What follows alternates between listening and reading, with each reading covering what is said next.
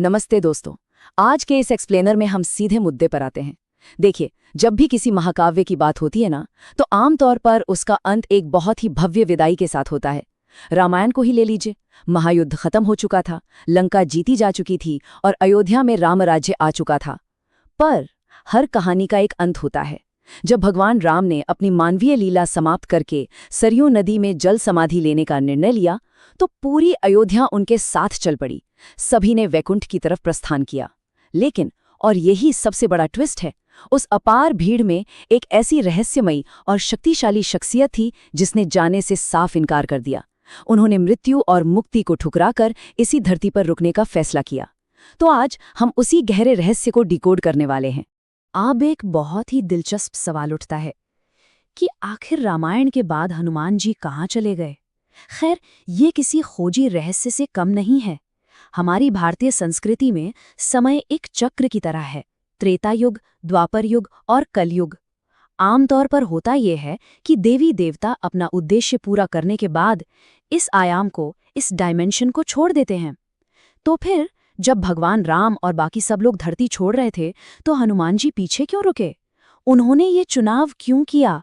और सबसे बड़ी बात, उसके बाद उनके सफर का क्या हुआ? इसका जवाब उनके एक बेहद भावुक और बिल्कुल स्पष्ट कथन में छिपा है। वाल्मीकि रामायण और पद्म पुराण में इसका जिक्र आता है। जब राम जी ने उनसे अपने साथ वैकुंठ चलने को कहा, तो हनुमान जी का तर्क बड़ा सीधा था। उन्होंने कहा, जब तक इस धरती पर राम का नाम लिया जाएगा, मैं यहीं रुकूंगा। उन्हें मोक्ष नहीं चाहिए था, उन्हें मुक्ति की कोई चाहत नहीं थी। उन्हें तो बस और बस भक्ति चाहिए थी। और ध्यान दीजिए, ये कोई साधारण निर्णय नहीं था, बल्कि अनंत काल तक चलने वाली एक पक्की प्रतिज्ञा थी। तो आज के इस एक्सप्लेनर का एजेंडा मैं आपको बता देती हूँ। हम इस सफर को 6 हिस्सों में समझेंगे। पहला, अमरता का वरदान। दूसरा, उनका नया निवास यानी गंधमादन। तीसरा, महाभारत का हथियार रहित युद्ध। चौथा, कलयुग में मार्गदर्शन। पांचवा, आधुनिक रहस्य। और आखिर में अमरता का वास्तविक अर्थ। चलिए इस सफर पर आगे बढ़ते हैं। शुरुआत करते हैं हमारे पहले भाग से, अमरता का वरदान और कैसे उन्होंने मृत्यु को हमेशा के लिए मात दी। देखिए, हमारी संस्कृति में चिरंजीवी यानी हमेशा जीवित रहने का कंसेप्ट है, और धरती के 7 चिरंजीवियों में सबसे बड़ा नाम हनुमान जी का ही आता है। पर एक बात समझनी जरूरी है, ये अमरता उन्हें रातों रात नहीं मिल गई थी। असल में ये 3 अलग अलग आशीर्वादों का नतीजा था। पहला स्टेप बचपन में हुआ, जब सूर्य को निगलने की घटना हुई थी। तब सूर्य और इंद्र समेत बाकी देवताओं ने उन्हें शस्त्रों से सुरक्षा और मृत्यु से मुक्ति का वरदान दिया। फिर दूसरा स्टेप तब आया जब वो अशोक वाटिका में माता सीता के पास राम जी की अंगूठी लेकर पहुंचे। तब सीता जी ने उन्हें चिरंजीवी होने का आशीर्वाद दिया, अजर अमर गुण निधि सुत होहु। और तीसरा और सबसे आखिरी स्टेप तब था जब भगवान राम धरती छोड़ रहे थे। तब उन्होंने खुद आदेश दिया कि जब तक ब्रह्मकल्प चलेगा, हनुमान जी यहीं रहेंगे। इन तीनों ने मिलकर एक ऐसी शील्ड बना दी जिसने मृत्यु को पूरी तरह से टाल दिया। अब जरा इस टाइमलाइन को सोचिए, ये कितनी विशाल है। त्रेता युग के रामायण महाकाव्य से शुरू होकर द्वापर युग का महाभारत युद्ध, फिर आज के कलयुग का आधुनिक इतिहास, और यहाँ तक कि भविष्य का अगला कल्प। जब युग बदल गए, भगवान चले गए, उसके बाद भी एक अकेली अमर सत्ता वहीं डटी रही। ये बात ही अपने आप में रोंगटे खड़े कर देने वाली है। आते हैं दूसरे भाग पर, गंधमादन बेस, नए युग के लिए एक बिल्कुल नया घर। तो सवाल है कि राम जी के जाने के बाद उनका नया ठिकाना क्या बना। श्रीमद् भागवतम कहता है कि रामायण के बाद उन्होंने हिमालय के उत्तर में किम पुरुष वर्ष नाम के क्षेत्र में गंधमादन पर्वत पर अपना निवास बनाया। खैर, यहाँ एक कन्फ्यूजन दूर कर दूं, ये वो गंधमादन नहीं है जिसे संजीवनी बूटी के लिए उन्होंने उठाया था। ये कैलाश पर्वत के पास एक रहस्यमयी जगह है जहां आम इंसान नहीं पहुंच सकता। और यहाँ एक बहुत ही दिलचस्प कंपैरिजन सामने आता है। रामायण काल में वो एक बेहद एक्टिव वॉरियर थे, पहाड़ उठाना, अकेले पूरी सेनाओं से लड़ जाना। पर रामायण के बाद उनका रोल बिल्कुल बदल गया। गंधमादन पर वो एक शांत, ध्यानमग्न ऋषि बन गए। भागवतम बताता है कि वहां वो गंधर्वों के साथ रहते हैं और रोज राम कथा सुनते हैं।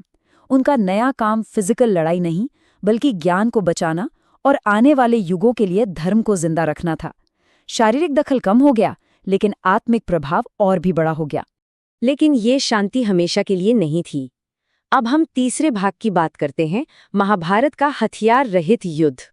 देखिए, हजारों सालों का अंतर होने के बावजूद रामायण और महाभारत को जोड़ने वाली सबसे बड़ी कड़ी हनुमान जी ही हैं। पांडवों को आने वाले महायुद्ध के लिए मेंटली और स्पिरिचुअली तैयार करना उन्हीं का काम था। वनवास के दौरान उन्होंने भीम का अहंकार तोड़ा और रामेश्वरम में अर्जुन के पुल बनाने के घमंड को चुनौती दी। ये सब पूरी तरह से एक प्री प्लान स्ट्रैटेजी थी। पर यहाँ एक बहुत सोचने वाली बात सामने आती है।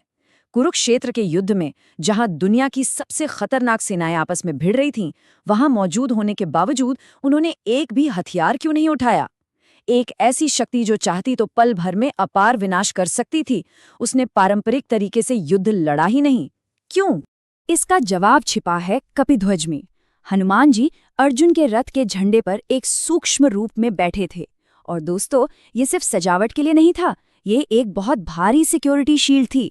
कर्ण, द्रोण और भीष्म, इन सब के पास ऐसे दिव्यास्त्र थे जो अर्जुन के रथ को सेकंडों में राख कर सकते थे। पर हनुमान जी ने उस रथ को बिल्कुल स्थिर रखा, हिलने तक नहीं दिया। इसका सबसे बड़ा सबूत युद्ध के आखिरी दिन मिला। जैसे ही भगवान कृष्ण के इशारे पर हनुमान जी उस झंडे से हटे, तो पता है क्या हुआ? वो रथ एक ही पल में एक जोरदार धमाके के साथ जलकर राख हो गया, बिल्कुल खाक। ये इस बात का एब्सोल्यूट प्रूफ था कि बिना कोई हथियार उठाए, सिर्फ अपने बचाव की ताकत से उन्होंने पांडवों की जीत तय कर दी थी। अब आते हैं चौथे भाग पर, कलयुग में उनका मार्गदर्शन। इस अंधकार भरे युग में लोगों को कैसे प्रेरित किया गया? जब द्वापर युग खत्म हुआ और कलयुग आया, तो क्या वो वापस पहाड़ों में चले गए? खैर नहीं। इस नए और थोड़े कॉम्प्लिकेटेड युग में उनका रोल एक मूक रक्षक से बदलकर एक एक्टिव स्पिरिचुअल गाइड का हो गया। उन्होंने सीधे लोगों के बीच आना शुरू किया। इतिहास के पन्नों को पलटे तो ये साफ दिखता है। 16वीं शताब्दी में वाराणसी में गोस्वामी तुलसीदास जी को उन्होंने एक कोढ़ी के रूप में दर्शन दिए और उन्हें महान रामचरितमानस लिखने की प्रेरणा दी। और उस एक किताब ने पूरे उत्तर भारत में भक्ति आंदोलन की लहर दौड़ा दी। फिर 17वीं शताब्दी को देखिए। छत्रपति शिवाजी महाराज के गुरु समर्थ रामदास को उन्होंने महाराष्ट्र में 11 मारुति मंदिर बनाने के लिए इंस्पायर किया, ताकि उस वक्त हो रहे विदेशी आक्रमणों के खिलाफ लोगों में हिम्मत आ सके। और आज की बात करें, आज वो सबसे सुलभ देवता माने जाते हैं। सेवा और शक्ति का एक ऐसा कॉम्बिनेशन जो आज के युवाओं को जिंदगी की मुश्किलों से लड़ने की हिम्मत देता है। जैसे जैसे युग की जरूरत बदली, उनका तरीका बदलता गया।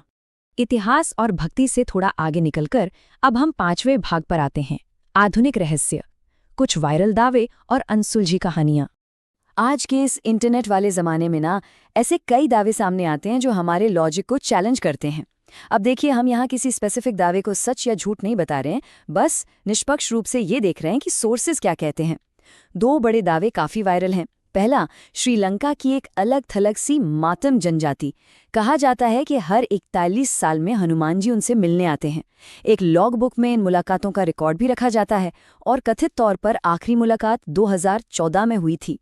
दूसरा बड़ा दावा हिमालय से है। वहां अक्सर बर्फ में बने उन विशाल पैरों के निशानों की चर्चा होती है, जिन्हें आमतौर पर साइंस की भाषा में यति या बिगफुट कह दिया जाता है। बहुत से मिस्ट्री लवर्स उन्हें हनुमान जी के विशाल रूप से जोड़कर देखते हैं। मेन स्ट्रीम साइंस इन बातों की पुष्टि नहीं करता, पर सच कहूं तो ये बताता है कि आज भी समाज में उनकी मौजूदगी का विश्वास कितना गहरा है। तो इन सब दावों और मिथकों से आगे बढ़कर छठे और आखिरी भाग पर आते हैं, अमरता का वास्तविक अर्थ। इस सब के पीछे की गहरी फिलॉसफी क्या है? सबसे बड़ा पॉइंट तो ये है कि उनका सफर अभी खत्म नहीं हुआ है। भविष्यवाणियां क्या कहती हैं? पहली भविष्यवाणी कहती है कि कलयुग के बिल्कुल अंत में जब कल्कि अवतार आएगा, तो हनुमान जी अधर्म का नाश करने में ज्ञान और शस्त्रों के साथ उनकी मदद करेंगे। और दूसरी भविष्यवाणी, जो सच में दिमाग को चकराने वाली है, सूर्य पुराण कहता है कि अपने तप के बल पर अगले कल्प में हनुमान जी सृष्टि के नए रचयिता यानी नए ब्रह्मा का पद प्राप्त करेंगे। उनका दायरा किसी एक युग तक लिमिटेड था ही नहीं। तो इस पूरे एक्सप्लेनर का निचोड़ क्या है? मुख्य रूप से 3 बातें। पहली, व्यवस्था की निरंतरता। युग भले ही बदले हैं, पर धर्म की रक्षा के लिए हमेशा एक सॉलिड ताकत वहां खड़ी रही है। दूसरी, शक्ति का विकास। रामायण में प्योर फिजिकल ताकत, महाभारत में एक साइलेंट प्रोटेक्टर और कलयुग में स्पिरिचुअल इंस्पिरेशन। वक्त के हिसाब से पावर इवॉल्व हुई है। और तीसरी सबसे जरूरी बात, एक आदर्श शिष्य। इतने शक्तिशाली होने के बाद भी उन्होंने साबित किया कि घमंड नहीं बल्कि विनम्रता और ज्ञान ही सबसे बड़ी ताकत है। हनुमान जी सिर्फ एक भौतिक शरीर नहीं बल्कि एक कभी न खत्म होने वाली शाश्वत चेतना है। और दोस्तों, इस सब को समझने के बाद ना एक आखिरी और सबसे गहरा सवाल मन में रह ही जाता है, क्या सच में आज भी वैसी ही कोई उपस्थिति हमारे इर्द गिर्द मौजूद है? ये जो सफर है, ये कोई सीधी लाइन नहीं है, बल्कि एक चक्र है जो राम से शुरू होता है और वापस राम पर ही आकर पूरा होता है। खैर, अगली बार जब आपको पहाड़ों की कोई ठंडी हवा छूकर गुजरे या दूर से आती किसी मंदिर की घंटी सुनाई दे, तो एक पल ठहर कर सोचिएगा जरूर। क्या पता कोई प्राचीन रक्षक हवाओं के बीच शांति से बैठा अपने अगले आदेश का इंतजार कर रहा हो। आज के इस एक्सप्लेनर में बस इतना ही। इसी गहरे विचार के साथ मैं आपसे विदा लेता हूं। जुड़ने के लिए बहुत बहुत शुक्रिया।